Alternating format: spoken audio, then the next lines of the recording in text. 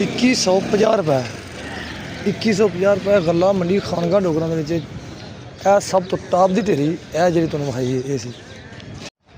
बिस्मिल्लाहिर्रहमानिर्रहीम अस्सलाम वालेकुम।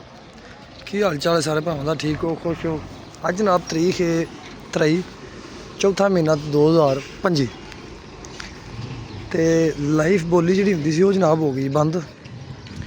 तो मेरा अज दिल किया कि मैं ना इंज ही भरावां नाल रेट शेयर करा कणक दे, क्यों मुंजी की डेली बोली होंगी है कणक दे 2-4 डंग होंगी जी नवीं कणक होंगी वो नॉर्मल कणक होंगी है उनकी वजह तो माशाल्लाह ए कणक चेक करो पहले नंबर दे ए चेक करो माशाल्लाह।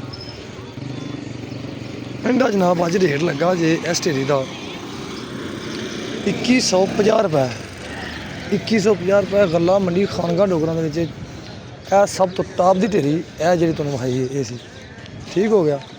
ਇੱਥੇ दो अगे ढेरियां पईयां ने वो भी रेट चेक कराने ਤੁਹਾਨੂੰ ਤੇ वो भी तो रेट दसना उन्होंने रेट की होया क्यों ओपन बोली सिर्फ मुंजी की होंगी है कणक की होंगी है 2-4 डंग तो रेट तो लगते हैं फिर 1-2 ढेरियां रेट लग जाते हैं उस तो बाद फिर जो रेट ढेरियां आउंदियां ने वो रेट लगते जाते हैं। ठीक हो गया। यह जनाब लगा जे 235 रुपए विकी जी है 235 रुपए की ढेरी विकी है। ठीक हो गया। लास्ट ढेरी है जो मैं 3 रेट जोड़े चलते हैं मंडी के ठीक चंगे। यह गंदम चेक करो ढेरी ढेरी भी चेक कर लो। ठीक हो गया। तो यह जनाब 275 रुपया रेट लगा जी इस ढेरी का गला मंडी खानगा डोगरा में जनाब यह रेट है।